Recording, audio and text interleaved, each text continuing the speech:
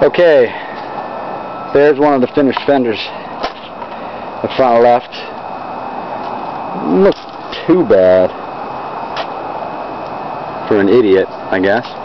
So I just went over it with 220 wet dry and deciding whether to put some Bondo on or not. Here is the other fender that I was working on today. It looks like it's about to rain, so I think my day is going to be cut short, but it's cool. It used to look like that.